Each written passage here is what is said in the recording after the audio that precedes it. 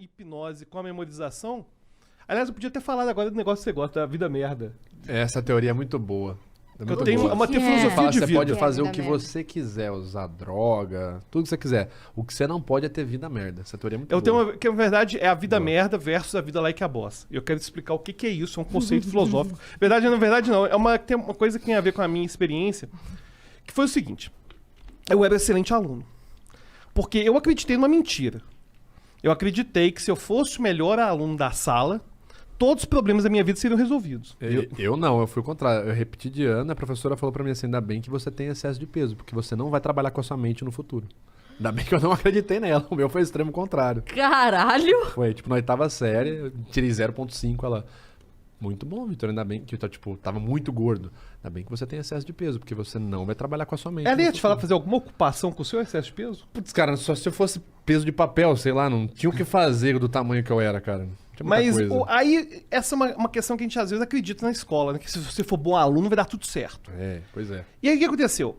Eu acabei entrando em duas faculdades. Eu fazia matemática pura na UFMG, bacharelado, e fazia computação na PUC. E aí acabou que eu já estava com uma dívida na PUC impagável, que você vai, não sei se você já tiver essa experiência, de na faculdade particular, você ficar renegociando e Sim. ficar com um débito impagável. Foi aí que eu saí de letras e fui pra pedagogia. Você vai ficando num... Você vai ficando Lembra num aquela débito. historinha lá? Já aproveitando o ensejo. Aí o que aconteceu comigo foi o seguinte. Eu tava indo dar aula, eu dava aula em Pará de Minas, de matemática, sem carteira assinada, ganhando R$20 a hora sem carteira assinada. Eu acordava às 4 da manhã, para poder chegar lá às 7 da manhã, dava aula até às 11 da noite, para voltar para casa e chegar em casa às 2 da manhã. Detalhe, isso é às 4 da manhã do outro dia para chegar, enfim, era uma coisa assim, absurda. E aí, quando eu tava fazendo aquilo, eu fiquei pensando assim, em que momento que deu errado? Eu era o melhor aluno. Eu era um aluno que tirava as melhores notas. Passei no vestibular. Dedicado. Deu errado. Por que que deu errado? Em que momento que esse negócio deu errado? E aí eu recebi uma mensagem de um colega. Vai ter encontro da turma. Eu tava indo pra Pará de É Minas. pra humilhar, né? Falei, cara, um virou engenheiro. Pra que que eu vou lá, né? O que que eu vou fazer lá? O que aconteceu com o Alberto? Não, e eu fiquei pensando nas pessoas que eu não queria encontrar e eu falei, cara, imagina se eu encontrasse aquele adolescente que estava estudando pro vestibular, o Alberto. E o que que eu ia falar com ele? E eu fiquei pensando assim, o que que eu falaria com esse Alberto, né? E o interessante foi o seguinte, foi que eu acabei decidindo não ir lá nesse encontro. E quando eu fui pra PUC, eu tava já com uma dívida enorme, eu vi alguém falando de memorização. Na verdade, eu vi por acaso, porque eu tinha que fazer um trabalho sobre arquitetura de computadores que envolvia memória. E aí, tinha que fazer aquela pesquisa e tal. Aí eu vi o cara que memorizava o baralho em 1 minuto. Falei, caramba. Acho que eu consigo fazer isso.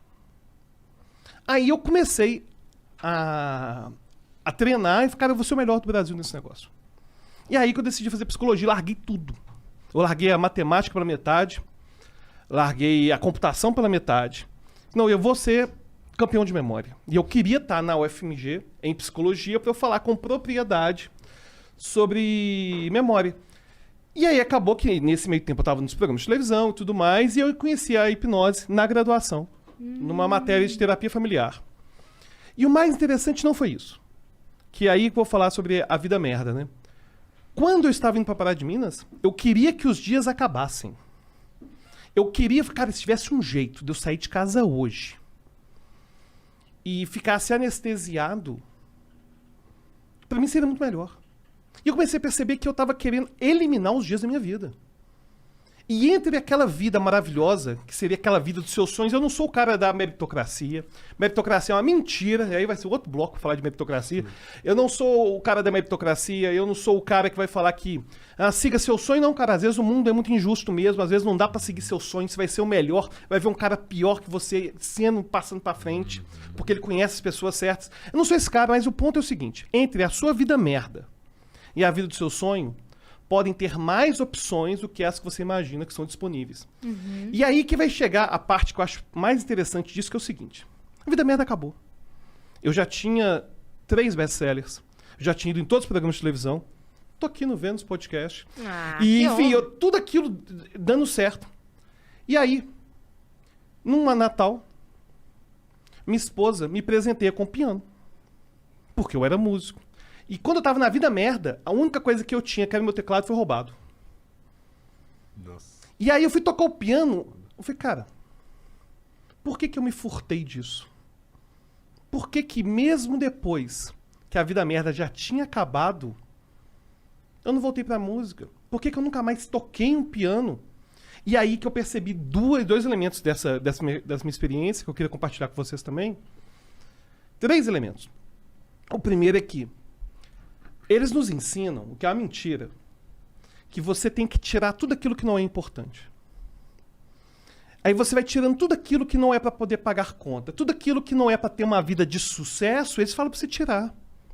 Até que você já tirou tanta coisa que nada mais importa. E você não percebe isso. Você fica anestesiado. Você fica anestesiado. E essa é a vida merda, é você viver anestesiado. E aí eu falo do Like a Boss, que é interessante, que é o seguinte. Eu não me permitia gastar R$5 no cinema. Mesmo se eu tivesse os R$5, eu sentia que eu não merecia aquela experiência de ir pro cinema. Você começa a querer se furtar de tudo aquilo que poderia resgatar o mínimo daquela essência que você considera que é a parte mais importante de você. E o pior é o seguinte. O pior é que tem uma mentira que eles contam pra gente, contaram pra você também. Que é a seguinte. É a mentira de que o tempo já passou. Eu achava quando eu tinha 18 anos que se eu não entrasse na faculdade com 18 anos, que não ia dar tempo de fazer mais nada. Depois, quando eu fui entrar na psicologia, eu já tinha 24 anos, eu achava que eu era a pessoa mais idosa do mundo. E a gente começa a cair nessa mentira de que nunca dá tempo. Que nunca vai dar tempo de fazer mais nada, que a gente não pode mudar novos projetos, a gente não pode dar um novo direcionamento para nossa carreira, a gente sempre acha que não vai dar tempo. Então eu falo do Like a Boss que você pode se permitir ter pequenos momentos Like a Boss. Talvez aquele dia que você decidiu comprar aquela única cerveja que você gosta para beber com os amigos, sabe? A gente tem que parar de se furtar de poder viver aquilo que a gente está vivendo. E uma coisa que eu queria comentar ainda que tem a ver com isso, tem a ver com o abraçar o ordinário. E parar de sempre achar que tem que ser o extraordinário. É claro que tá falando com milhares de pessoas é extraordinário. Mas quando a gente começa a ficar na vida merda, a gente para de abraçar o ordinário. Aquilo que é cotidiano. A gente para de ver a beleza que é acordar, fazer um café da manhã, tomar um café. A gente sempre tá assim, nesse ritmo louco, cara. O que vai ter de especial hoje, sabe? Cara, a vida já é suficientemente especial. Sim. Se você der a possibilidade de abraçar o ordinário. Não precisa ser o extraordinário, você não tem que ser o melhor. Cara, você pode às vezes fazer coisas que são incríveis dentro daquilo que foi possível pra você. Você sabe que quando a pandemia chegou, e aí veio... Todo mundo achou... Teve um momento que todo mundo achou que ia durar 15 dias, né? A gente passou por esse momento. E depois a gente falou, cara, talvez seja um pouco mais. E aí o Mandetta apareceu na TV e falou setembro, a gente quase morreu do coração. Todo aquele momento. Seria o setembro do ano passado. Isso. Exato. Mas ali, quando começou, eu tava morando no Copan, vivendo de show, e tava um ano muito bom, tava um ano muito promissor. Tava uma agenda boa, sabe? Tava tudo legal. Quando começou, e durou ali o primeiro mês e meio, eu tive que entregar o apartamento no Copan, porque já não fazia mais sentido, eu já não tinha mais como. E fui pra casa da minha mãe. Naquele primeiro momento, ela não tinha nem estrutura pra me receber, porque minha mãe já morava numa casa pequena, minha filha já tinha ido pra lá. Quando eu cheguei, já não tinha nem espaço, assim, não tinha nem como montar uma cama pra mim. A minha cama ficou sendo um colchão durante o mês. Não tô reclamando não, foi maravilhoso. Mas o que eu falo pras pessoas é que eu tenho certeza absoluta que o que me manteve firme foi o olhar pra vida. Foi esse olhar, assim, de não perder isso, sabe? Era tudo legal.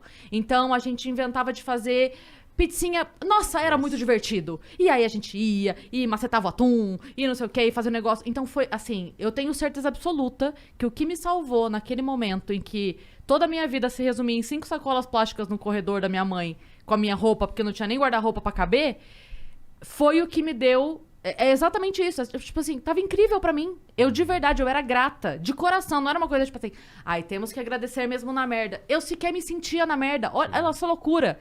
Eu falei, cara, isso aqui tá incrível. Tá incrível, eu tô aqui com a minha mãe, com a minha irmã, com a minha filha, tá todo mundo saudável, graças a Deus. A gente tá... vendo gente morrendo o tempo todo, né? E pra nem minha fale. sorte, a minha mãe adora jogar board game, que eu amo, então eu jogava board game com a minha mãe. Falou, nossa, tem até companhia pra jogar uma board game? Você tá doido, isso aqui tá maravilhoso. Eu ainda tinha um trabalho de roteiro que eu fazia que me permitia trabalhar mesmo à distância. Então, assim... E eu tenho certeza que foi esse sentimento que você falou aí de, sabe? Ok abraçar isso aqui ser incrível também, né? O simples ser incrível. E eu tenho certeza que foi isso que me manteve firme. Pra hora que tudo voltou, falei assim, não, mas tudo bem. Eu só tô vivendo feliz de outro jeito agora, porque eu já tava feliz. Não, eu não tem tava gente infeliz. que, por exemplo, pega os seus colegas da comédia, os colegas do YouTube, se não for o melhor e não tiver, tipo, vivendo da sua paixão, é como se a vida não tivesse valido a pena. E não é bem por aí, sabe? Só que, quando a gente tá na merda, a gente não vê nenhuma outra possibilidade. Sim. A gente não vê, a gente não olha pro redor, a gente fica paralisado. E, cara, eu fico impressionado como que tem jovens, cara. Eu já dei aula de psicologia jurídica lá na UFMG. Aí eu perguntava, né, uma pergunta que tem um psicólogo muito bom chamado Abraham Maslow. E ele perguntava uma coisa que eu ia perguntar pra você também, que tá nos assistindo aí, que já deu like, já comprou os Boa, negócios de Alberto. patrocinador. Já se inscreveu? Pelo amor de Deus, não Por adianta, favor, né? cara. Você acha que esse negócio não tem custo? Um lugar like a boss como esse, claro, tem custo. Então você dá um jeito de inscrever. Mas, quando a gente fala de Abraham Maslow, eu vou uma pergunta que eu quero fazer para vocês duas, que é, se você pensar em todas as ações que trouxeram vocês duas para sentar aqui agora e participar desse podcast, quais que foram realmente vocês que escolheram? Abraham Maslow falava sobre essa questão de autenticidade. A questão de você ter uma vida que é sua. Cara, pode não ser a extraordinária, mas você ter certeza que você não está vivendo uma vida que é de outra pessoa. Sim. Porque às vezes a gente começa a discutir com alguém, né? Aí eu discuto com o Vitor, aí eu penso, nossa, por que eu fiz meu amigo, cara? Não era eu, talvez não fosse. A gente vai vivendo tanto no automático que a gente para de ser nós mesmos. Quando eu tava na vida merda, eu comecei a ficar uma pessoa mal-humorada. E eu sempre fui uma pessoa que ria das coisas, sabe? Tipo, que zoava, que ria. E eu comecei a me comportar como aquele tipo de pessoa que eu mais abominava. Porque se eu perguntasse quais todos os comportamentos que você teve, que te trouxeram pra cá, quantos que você escolheu? E eu perguntava isso na faculdade de Direito. E a pessoa não era capaz de falar assim, nossa, eu tô aqui nessa faculdade, que é uma das mais topzeiras do estado, uma das melhores do Brasil de Direito, só que não fui eu que escolhi essa merda. É, foda. Você acha que essa mudança de humor, de postura, é uma tentativa inconsciente de te distanciar daquela pessoa que tá vivendo a vida merda? Tipo, quem tava vivendo aquela vida merda não era eu, era esse outro eu mal-humorado. Tem um outro psicólogo chamado Carl Rogers, que também vai entrar nessa ideia do Abraham Maslow, que vai falar o seguinte, que existe uma Cris, e uma Yasmin, e um Vitor, que só vocês conhecem. Mas ninguém conhece. Tem pessoas que são próximas que podem conhecer um pouquinho mais, mas ninguém conhece. E eles vão falar que a estrutura humana, essa essência, ela seria naturalmente boa.